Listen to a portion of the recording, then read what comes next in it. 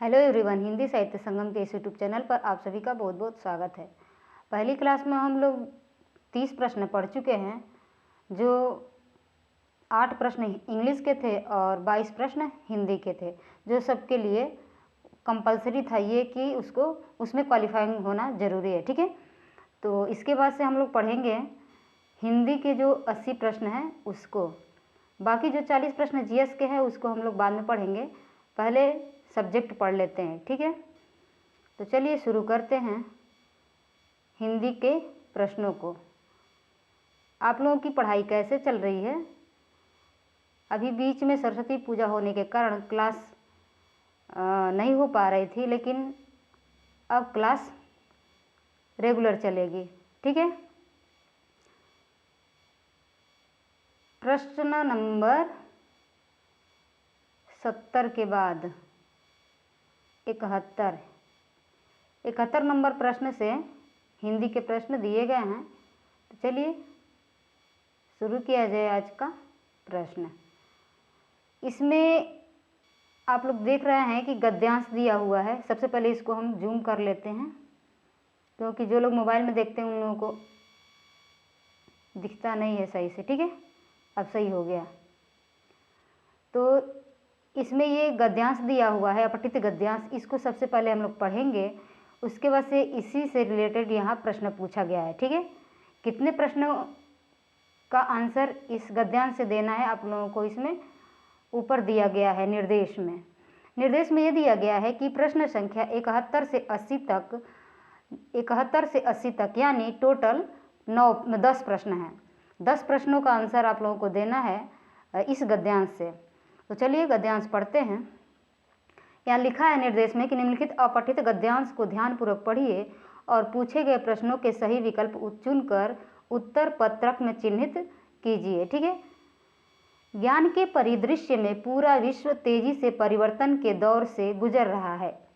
Big data, machine learning और artificial intelligence जैसे क्षेत्रों में हो रहे बहुत से वैज्ञानिक और तकनीकी विकास के चलते एक और विश्व भर में अकुशल कामगारों की जगह मशीनें काम करने लगी हैं। अकुशल कामगारों की जगह मशीनें काम करने लगेंगी और दूसरी ओर डेटा साइंस, कंप्यूटर साइंस और गणित के क्षेत्रों में ऐसे कुशल कामगारों की ज़रूरत और मांग बढ़ेगी जो विज्ञान, समाज विज्ञान और मानविकी के विविध विषयों में योग्यता रखते हों।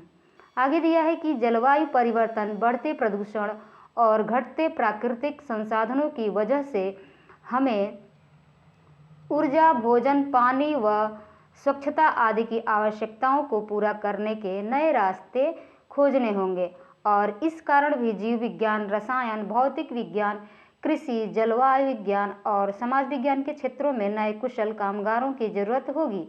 महामारी और महामारी के बढ़ते उद्भव, संक्रामक रोग प्रबंधन और टीकों के विकास में सहयोगी अनुसंधान और परिणामी सामाजिक मुद्दे बहुविषयक अधिगम की आवश्यकता को बढ़ाते हैं। मानविकी और कला की मांग बढ़ेगी क्योंकि भारत एक विकसित देश बनने के साथ साथ दुनिया की 3 सबसे बड़ी अर्थव्यवस्थाओं में से एक बनने की ओर अग्रसर है। ठीक है, अब इससे रिलेटेड जो प्रश्न है उसको पढ़ते हैं। इसमें पहला प्रश्न दिया है, यानी 71वां नंबर प्रश्न है कि कौन परिवर्तन के दौर से गुजर रहा है। तो आप लोग अभी गद्यांश पढ़े हैं, उसको अच्छे से फिर से पढ़ लीजिएगा, क्योंकि एक एक प्रश्न का आंसर देने के लिए बार बार हम लोगों को गद्यांश को देखना पड़ता है। ठीक है, तो यहाँ है कि कौन परिवर्तन के दौर से गुजर रहा है, भारत, विश्व, पूरा विश्व या इनमें से कोई नहीं। यहाँ आपका उत्तर हो जाएगा कौन परिवर्तन के दौर से गुजर रहा है। तो हम लोग ऊपर देखे हैं कि पूरा विश्व जो है परिवर्तन के दौर से गुजर रहा है। उत्तर आपका हो जाएगा ऑप्शन सी। ठीक है, अगला प्रश्न देखते हैं, प्रश्न नंबर 72। प्रश्न नंबर 72 है कि परिवर्तन के दौर का परिदृश्य क्या है। कला है, विज्ञान है, ज्ञान है या इनमें से एक से अधिक या इनमें से कोई नहीं। यहाँ आपका उत्तर क्या हो जाएगा, परिवर्तन के दौर का परिदृश्य क्या है। तो इसका परिदृश्य क्या है, ज्ञान। Option C is right answer. प्रश्न नंबर 73 है कि वैज्ञानिक और तकनीकी विकास का क्षेत्र क्या है। वैज्ञानिक और तकनीकी विकास का क्षेत्र क्या है? बिग डेटा, मशीन लर्निंग और आर्टिफिशियल इंटेलिजेंस। आर्टिफिशियल इंटेलिजेंस उपरोक्त में से एक से अधिक, उपरोक्त में से कोई नहीं। तो उत्तर इसका हो जाएगा आपका बिग डेटा, मशीन लर्निंग और आर्टिफिशियल इंटेलिजेंस, यानी ऑप्शन बी आपका उत्तर सही हो जाएगा। प्रश्न नंबर 74। प्रश्न नंबर 74 दिया है कि मशीनें किसके एवज में काम करने लगी हैं, यानी किसकी जगह पे मशीनें काम करने लगेंगी? मनुष्य, अकुशल कामगार, कामगार, उपरोक्त में से एक से अधिक, उपरोक्त में से कोई नहीं। तो अकुशल कामगार ऊपर हम लोग पढ़े हैं, ठीक है। उत्तर आपका हो जाएगा ऑप्शन बी, अकुशल कामगार की जगह पर मशीनें काम करने लगेंगी। प्रश्न नंबर 75 देखते हैं।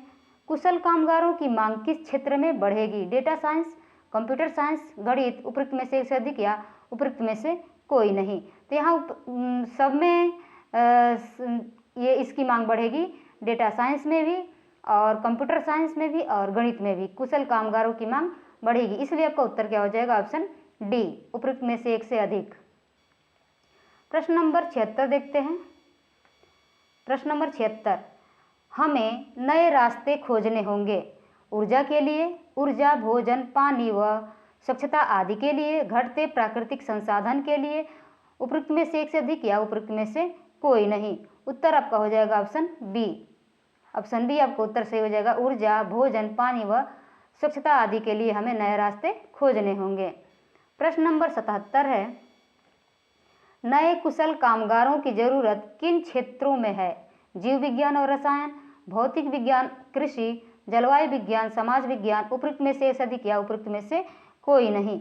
तो यहाँ नए कुशल कामगारों की जरूरत जो है जीव विज्ञान और रसायन में भी है, भौतिक विज्ञान कृषि में भी है, जलवायु विज्ञान समाज विज्ञान में भी है। तो उत्तर आपका हो जाएगा ऑप्शन डी, उपरोक्त में से एक से अधिक। प्रश्न नंबर 78। प्रश्न नंबर 78 है, महामारी रोकने के लिए आवश्यक है। क्या आवश्यक है महामारी रोकने के लिए? रोग प्रबंधन, संक्रामक रोग प्रबंधन व टीकों का विकास, चिकित्सा, उपरोक्त में से एक से अधिक, उपरोक्त में से कोई नहीं। उत्तर आपका हो जाएगा संक्रामक रोग प्रबंधन व टीकों का विकास।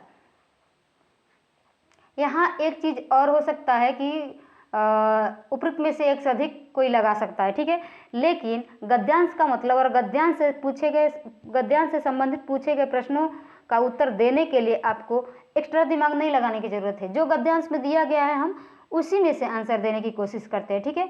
उसके अनुसार आपका उत्तर हो जाएगा ऑप्शन बी। प्रश्न नंबर 79 यानी 79 नंबर प्रश्न देखते हैं कि भारत कैसा देश बनने की दिशा में अग्रसर है?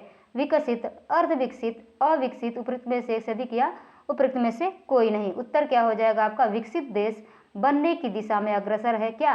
भारत। अब देखते हैं प्रश्न नंबर 80 नंबर प्रश्न दिया है, 3 सबसे बड़ी अर्थव्यवस्थाओं में से एक बनने की ओर अग्रसर है। 3 सबसे बड़ी अर्थव्यवस्थाओं में से इसमें से दिया है कौन एक बनने की ओर अग्रसर है? भारत, चीन, जापान, उपरोक्त में से एक से अधिक या उपरोक्त में से कोई नहीं। अभी हम लोग पढ़े हैं भारत के बारे में, ठीक है। उत्तर आपका हो जाएगा ऑप्शन ए।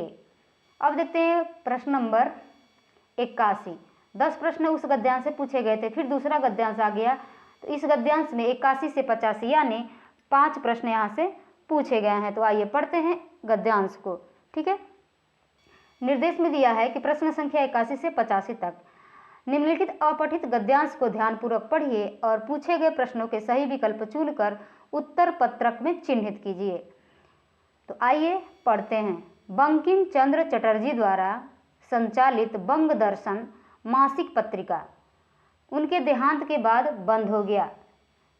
देखिए, बंग दर्शन क्या था? मासिक पत्रिका बंकिम चंद्र चटर्जी द्वारा संचालित था, उनके देहांत के बाद बंद हो गया, जिसे रविंद्रनाथ टैगोर ने सन 1901 में पुनः प्रकाशित करना आरंभ किया।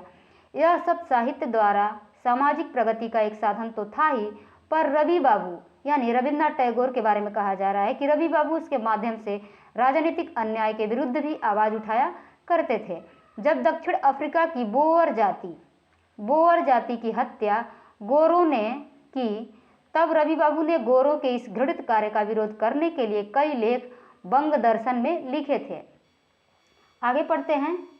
इस मासिक पत्रिका में टैगोर की कई साहित्यिक कृतियां प्रकाशित हुई थीं। उनकी समस्त साहित्यिक कृतियों का उद्देश्य मनुष्य का मानसिक स्तर उच्च हो और मनुष्य निम्न प्रवृत्तियों का त्याग कर समाज का उपयोगी सदस्य बने। ऐसे ऐसे चीज़ों को अंडरलाइन कर लेने से जब हम उत्तर खोजेंगे तो दिख जाता है, ठीक है। उनकी जनगण मन अधिनायक कविता तो देश प्रेम की सच्ची अनुभूति का भंडार होने के कारण राष्ट्रगान के रूप में स्वीकार कर ली गई है। आइए इससे रिलेटेड प्रश्नों को देखते हैं 81 से 85 तक। प्रश्न नंबर 81 है कि बंकिम चंद्र चटर्जी के समय बंग दर्शन जो पत्रिका थी उसका उद्देश्य क्या था? बंगाल का उत्थान, गोरों के अत्याचार का विरोध, सत्य साहित्य द्वारा सामाजिक प्रगति, उपरोक्त में से एक से अधिक या उपरोक्त में से कोई नहीं। यहाँ उत्तर आपका हो जाएगा गद्यांश के अनुसार ऑप्शन सी। ऑप्शन सी आपका उत्तर सही हो जाएगा, सत्य साहित्य द्वारा सामाजिक प्रगति, ठीक है। प्रश्न नंबर 82, रविंद्रनाथ टैगोर ने अपने लेख में गोरों का विरोध कब किया? ऑप्शन दिया है आपका कि जब गोरों द्वारा दक्षिण अफ्रीका की बोअर जाति की हत्या की गई, जब गोरों द्वारा अत्याचार किया गया, जब गोरों द्वारा अपराध किया गया, उपरोक्त में से एक से अधिक या उपरोक्त में से कोई नहीं। तो यहाँ आपका उत्तर पहला ही ऑप्शन हो जाएगा। अभी हम लोग पढ़े हैं कि जब गोरों द्वारा दक्षिण अफ्रीका की जो बोअर जाति थी उसकी हत्या की गई, तभी ने रविंद्रनाथ टैगोर ने अपने लेख में गोरों के विरोध के बारे में लिखा था बंग दर्शन में, ठीक है। अगला प्रश्न देखते हैं, प्रश्न नंबर 83। प्रश्न नंबर 83 है, जनगण मन अधिनायक के राष्ट्रगान बनने का कारण है? क्या है कारण? रवि बाबू की संवेदनशीलता, इस कविता में व्याप्त देश प्रेम की सच्ची अनुभूति, रवि बाबू का देश प्रेम, उपरोक्त में से एक से अधिक या उपरोक्त में से कोई नहीं। तो यहाँ आपका उत्तर हो जाएगा कि इस कविता में व्याप्त देश प्रेम की सच्ची अनुभूति। Option B is right answer. प्रश्न नंबर 84। प्रश्न नंबर 84 है, थोड़ा छोटा करना पड़ेगा इसको। प्रश्न नंबर 84 है,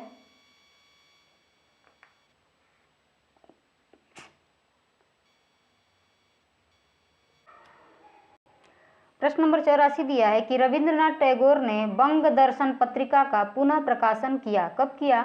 सन 1901 में। दक्षिण अफ्रीका में बोअर जाति की हत्या होने पर बंकिम चंद्र चटर्जी के निधन के बाद बंग दर्शन बंद हो जाने पर, या उपरोक्त में से अधिक या उपरोक्त में से कोई नहीं।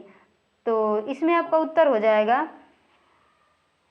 रविंद्रनाथ टैगोर ने बंग दर्शन पत्रिका का पुनः प्रकाशन किया था, उपरोक्त में से एक से अधिक हो जाएगा क्योंकि सन 1901 में और बंकिम चंद्र चटर्जी के निधन होने के बाद। तो ये दोनों हो जाएगा आपका उत्तर, उपरोक्त में से एक से अधिक। Option D is right answer, ठीक है। अगला प्रश्न देखते हैं, प्रश्न नंबर 85। प्रश्न नंबर 85 दिया है कि रविंद्रनाथ टैगोर की साहित्यिक कृतियों का उद्देश्य है मनुष्य और समाज का कल्याण करना, मनुष्य के मन को श्रेष्ठ बनाना, मनुष्य अपनी निम्न प्रवृत्तियों का त्याग कर समाज का उपयोगी सदस्य बने, उपरोक्त में से अधिक या उपरोक्त में से कोई नहीं। यहाँ आपका उत्तर हो जाएगा ऑप्शन सी, मनुष्य अपनी निम्न प्रवृत्तियों को त्याग कर समाज का उपयोगी सदस्य बने। आगे देखते हैं प्रश्न नंबर 87, नहीं प्रश्न नंबर 86, 85 हो गया। दूसरा जो गद्यांश था उसे 85 तक करना था। अब तीसरा गद्यांश आ गया, इसमें 86 से लेकर 90 तक के प्रश्नों को सॉल्व करना है। आइए देखते हैं, निर्देश पढ़ते हैं। निर्देश में दिया है कि प्रश्न संख्या 86 से 90 यानी 5 प्रश्न यहाँ से भी करना है। निम्नलिखित अपठित गद्यांश को ध्यानपूर्वक पढ़िए और पूछे गए प्रश्नों के सही विकल्प चुनकर उत्तर पत्रक में चिन्हित कीजिए। जिस भूमि की मिट्टी से तुम्हारा देह बना है, जिसकी गंगा का तुमने निर्मल जल पिया है और जिसके गौरव के सामने संसार का कोई देश ठहर नहीं सकता, उस पवित्र भारत भूमि में रहते हुए तुम उसके यश को उज्ज्वल करोगे, यह मुझे पूरी आशा है। इसके साथ ही जिस सरस्वती की कोख से तुमने दूसरा जन्म लिया है उसे मत भूलना। किसी भी काम को करते हुए सावित्री माता की उपासना से विमुख न होना। ठीक है, यहाँ सरस्वती की बात आई है और सावित्री माता की बात आई है और गंगा माता की बात आई है। ठीक है, आइए इससे रिलेटेड प्रश्नों को पढ़ते हैं। प्रश्न नंबर 86 दिया है, किस मिट्टी से देह बनी है? गंगा की मिट्टी से, भारत की मिट्टी से, भूमि की मिट्टी से, या उपरोक्त में से अधिक या उपरोक्त में से कोई नहीं। उत्तर आपका हो जाएगा भारत की मिट्टी से देह बनी है। Option B is right answer. प्रश्न नंबर 87 नंबर प्रश्न दिया है, किसका निर्मल जल पीने का उल्लेख है? भारत की नदी का जल, गंगा का जल, उपरोक्त में से एक से अधिक या उपरोक्त में से कोई नहीं। आपका उत्तर हो जाएगा गंगा का जल। Option C is right answer. अब देखते हैं प्रश्न नंबर 88। 88 है, जिसकी किसकी कोख से जन्म लेने की बात कही गई है? गंगा, भारत भूमि, सरस्वती। उपयुक्त में से एक से अधिक, उपयुक्त में से कोई नहीं। उत्तर आपका हो जाएगा सरस्वती की कोख से जन्म लेने की बात कही गई है। उत्तर सरस्वती। ठीक है, option C is right answer.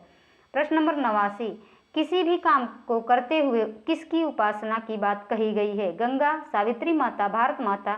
उपयुक्त में से एक से अधिक, उपयुक्त में से कोई नहीं। उत्तर हो जाएगा आपका सावित्री माता। ठीक है, option B is right answer. प्रश्न नंबर 90, लेखक ने किसके गौरव की बात कही है? लेखक ने किसके गौरव की बात कही है? भारत माता, गंगा, सरस्वती। उपयुक्त में से एक से अधिक, उपयुक्त में से कोई नहीं। तो लेखक ने भारत माता के गौरव की बात कही है। Option A is right answer. प्रश्न नंबर 91।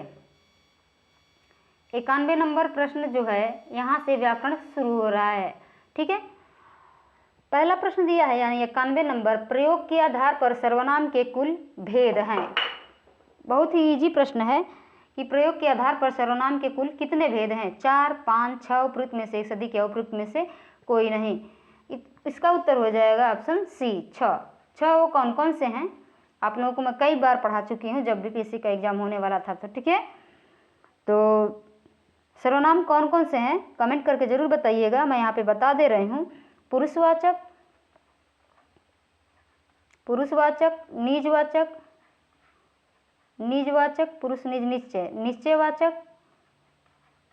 निश्चयवाचक, पुरुष निज निश्चय अनिश्चय संबंध प्रश्न, अनिश्चयवाचक, अनिश्चयवाचक, संबंधवाचक, संबंधवाचक, प्रश्नवाचक। प्रश्नवाचक कितना हुआ? पुरुषवाचक, निजवाचक, निश्चयवाचक, अनिश्चयवाचक, संबंधवाचक, प्रश्नवाचक। यही है 6 सर्वनाम। इसके नाम याद कर लीजिए। बाद में ये भी पूछ सकता है कौन इसमें से सर्वनाम नहीं है। ठीक है, अगला प्रश्न देखते हैं। प्रश्न नंबर 92, सर्वनाम का रूपांतर किस दृष्टि से होता है? लिंग वचन कारक, पुरुष वचन लिंग भेद, वचन लिंग संज्ञा। उपयुक्त में से एक से अधिक या उपयुक्त में से कोई नहीं। इसमें उपयुक्त में से कोई नहीं होगा, क्योंकि सर्वनाम का रूपांतर होता है लिंग वचन, लिंग वचन कारक नहीं होगा।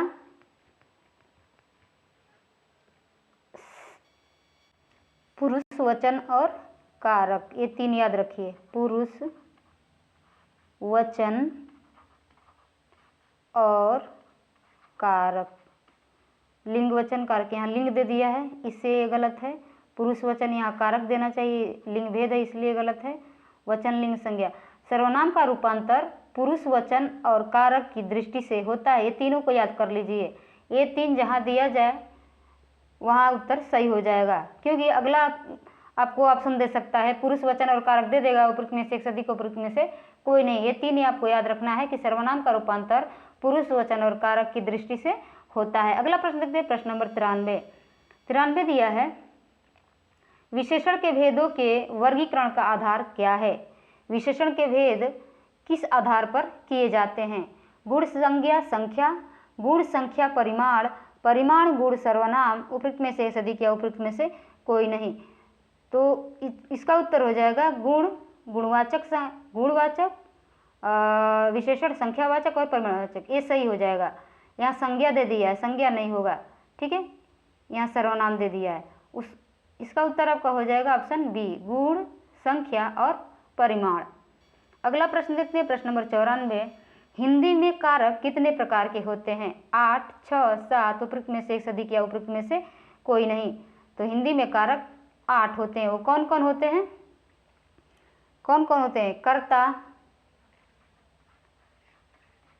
कर्म, करण, कर्ता, कर्म, करण, कर्ता कारक, कर्म कारक, करण कारक। उसके बाद से आता है संप्रदान, संप्रदान, संप्रदान के बाद अपादान। इसका चिन्ह भी होता है, उसको भी आप लोग याद रखिएगा। कर्ता, कर्म, करण, संप्रदान, अपादान, संबंध कारक,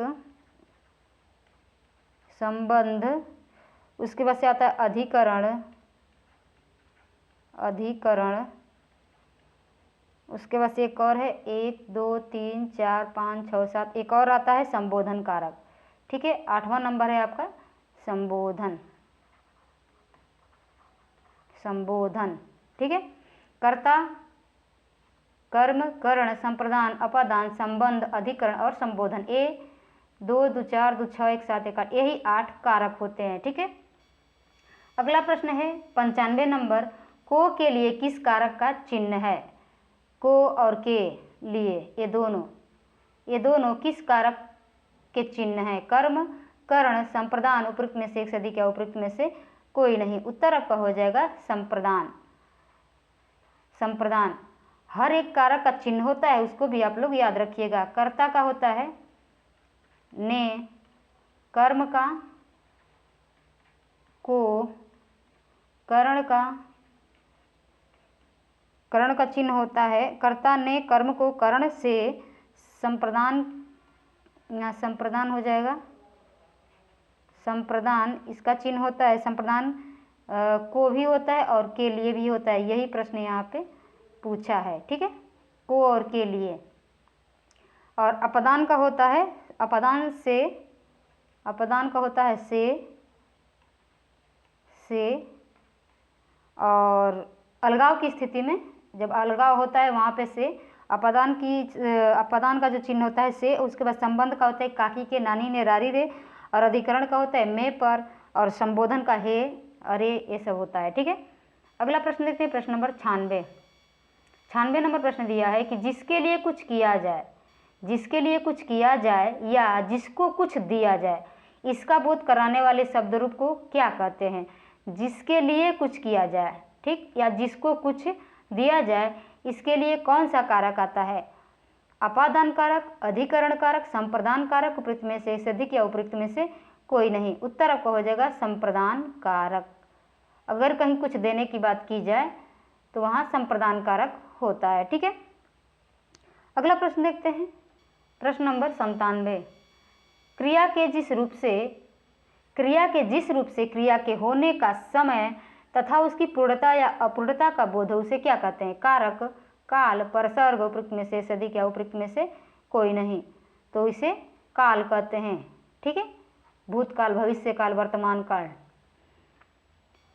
अगला प्रश्न है 98 नंबर, यदि वर्षा होगी तो फसल अच्छी होगी, यह किस काल का उदाहरण है? भविष्यत काल का, भूतकाल का, वर्तमान काल का, उपयुक्त में से एक से अधिक या उपयुक्त में से कोई नहीं। यहाँ कह रहा है कि यदि वर्षा होगी तो फसल अच्छी होगी, यानी भविष्य के बारे में कर रहा है। उत्तर आपका क्या हो जाएगा यहाँ पर? भविष्यत काल। Option A is right answer. प्रश्न नंबर 99 नंबर प्रश्न दिया है कि जब दो शब्द समास युक्त होकर किसी तीसरे शब्द का विशेषण बन जाए तो उसे क्या कहते हैं? तत्पुरुष समास, बहुब्रीहि समास, कर्मधारय समास, उपयुक्त में से एक से अधिक या उपयुक्त में से कोई नहीं। तो जब दो समास युक्त शब्द तीसरे शब्द का विशेषण बन जाए उसे बहुब्रीहि समास कहते हैं। Option B is right answer. और इसी प्रश्न को घुमा के पूछ देता है कि किस समास में दोनों कोई भी पद प्रधान नहीं होता है, न प्रथम पद न उत्तर पद, तो ये भी, इसका भी आंसर हो जाएगा बहुब्रीहि समास। इसमें कोई तीसरा पद प्रधान होता है। ठीक है, अगला प्रश्न है प्रश्न नंबर 100। 110 तक हम लोग पढ़ेंगे, क्योंकि 110 तक 71 से लेकर 110 तक 40 प्रश्न हो जाएंगे, और बाकी जो 40 प्रश्न बचे रहेंगे उसको हम अगली क्लास में पढ़ेंगे। ठीक है, 100 नंबर प्रश्न है, निम्नलिखित में से गुण संधि का उदाहरण कौन सा है? अधीश्वर, महौषधि, महोत्सव, उपयुक्त में से एक से अधिक या उपयुक्त में से कोई नहीं। तो यहाँ उत्तर हो जाएगा आपका महोत्सव, महाधन उत्सव। इसको विच्छेद करके देखेंगे तो पता चल जाएगा, महाधन उत्सव। ठीक है, आ और उ, इसमें का आ और उ मिलके क्या हो जाएगा? ओ। जहाँ ओ हो, ठीक है, महोत्सव यहाँ है। Option C is right answer. और ये क्या हो जाएगा? ये कौन सी संधि है और ये कौन सी संधि है? कमेंट करके जरूर बताइएगा। ठीक है, महौषधि में कौन सी संधि है और अधीश्वर में कौन सी संधि है? दीर्घ संधि में क्या होता है? दीर्घ संधि में अ मिल के आ हो जाता है, अ या आ, ये दोनों मिलके क्या हो जाता है, आ हो जाता है। ई मिलके या छोटी या बड़ी, दोनों बड़ी हो जाता है, ठीक है। यहाँ दीर्घ हो जाता है, उसे दीर्घ संधि कहते हैं। महौषधि में क्या हो जाएगा, वृद्धि संधि हो जाएगा। अगर आगे देखते हैं प्रश्न नंबर 110, अ आ के बाद ए हो तो ऐ, और अ के बाद ओ हो तो अ। देखिए वही जो अभी बता रहे थे, अ के बाद ए हो तो ऐ हो जाता है, और अ के बाद ओ हो तो अ हो जाता है। यह परिवर्तन किस संधि में होता है, दीर्घ संधि में, गुण संधि में, वृद्धि संधि में, उपयुक्त में से एक से अधिक या उपयुक्त में से कोई नहीं।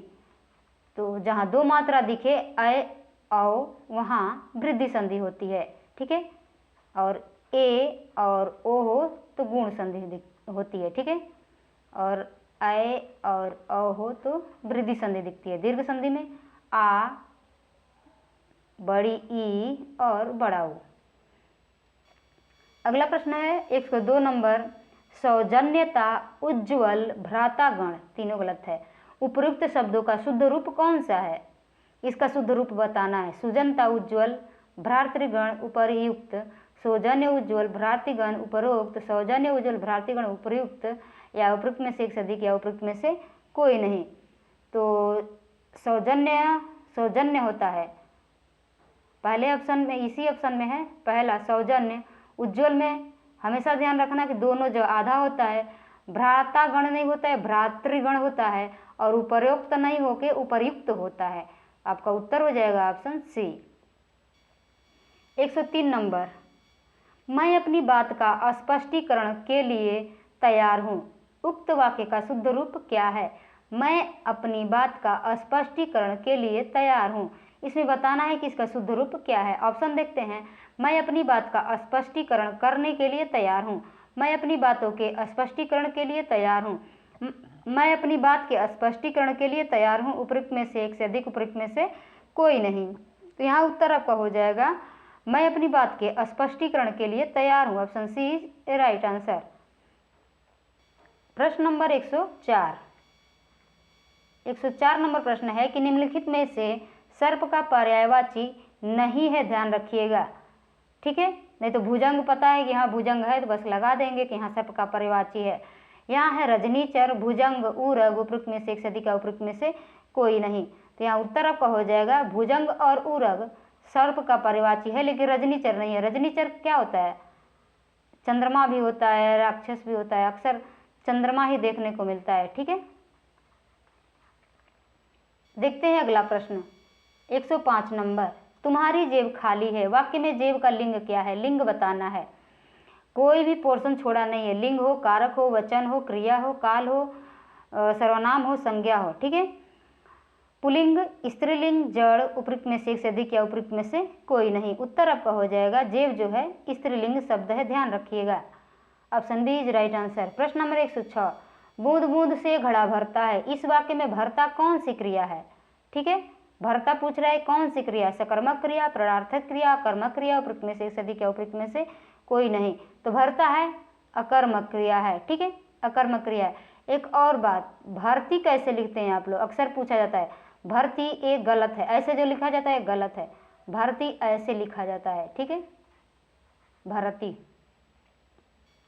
अगला प्रश्न है 107 नंबर, क्रिया के उस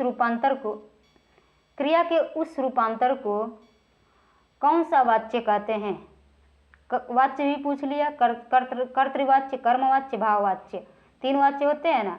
तो यहाँ पूछ रहे क्रिया के उस रूपांतर को कौन सा वाच्य कहते हैं जिससे वाक्य में कर्ता की प्रधानता का बोध हो। जहाँ कर्ता की बात आए वहाँ कर्तृवाच्य होता है। Option A is right answer. कर्म की प्रधानता हो तो कर्मवाच्य, भाव नहीं से जुड़ा होता है या उसके पहले से लगा होता है। प्रश्न नंबर 108, आकर्षण का विपरीतार्थक शब्द है। कर्षण, संकर्षण, विकर्षण, उपयुक्त में से एक से अधिक या उपयुक्त में से कोई नहीं। तो आकर्षण का विपरीतार्थक शब्द होता है विकर्षण। Option C is right answer, ठीक है। 109 नंबर प्रश्न है, आदि से अंत तक के लिए प्रयुक्त एक शब्द क्या है। आद्यंत, अद्यतन, आद्योपांत, उपयुक्त में से एक से अधिक या उपयुक्त में से कोई नहीं। उत्तर आपका हो जाएगा आदि से अंत तक के लिए आद्यंत होता है, आद्योपांत होता है, उपयुक्त में से एक से अधिक, यहाँ 2 है। उत्तर आपका हो जाएगा ऑप्शन डी। ठीक है, अगला प्रश्न है प्रश्न नंबर 110। ऐसे शब्द जो पढ़ने और सुनने में लगभग एक से लगते हैं परंतु अर्थ की दृष्टि से भिन्न होते हैं, उन्हें कहते हैं। थोड़ा सा यहाँ दिमाग लगाना है। श्रुति सम भिन्नार्थक शब्द कहते हैं, सुनने में एक से लगते हैं और अर्थ दूसरा होता है। तो श्रुति सम यानी सुनने में बराबर, सम भिन्नार्थक यानी अर्थ भिन्न। उत्तर आपका हो जाएगा ऑप्शन बी। 110 नंबर का उत्तर हो जाएगा ऑप्शन बी। ठीक है, तो इस तरह से हम लोगों ने 40 प्रश्न हिंदी के पढ़ लिए। बाकी जो 40 प्रश्न बचे हैं उसको हम अगली क्लास में पढ़ेंगे। तो ये क्लास आप लोगों को कैसी लगी कमेंट बॉक्स में ज़रूर बताइएगा, और किस क्वेश्चन में आप लोगों को डाउट हो रहा है वो भी बताइएगा। वैसे तो बहुत ही आसान कह सकते हैं प्रश्न है, कोई उतना हार्ड नहीं है। ठीक है, क्लास 6 to 8 का है। तो चलिए मिलते हैं अगली क्लास में, तब तक के लिए धन्यवाद।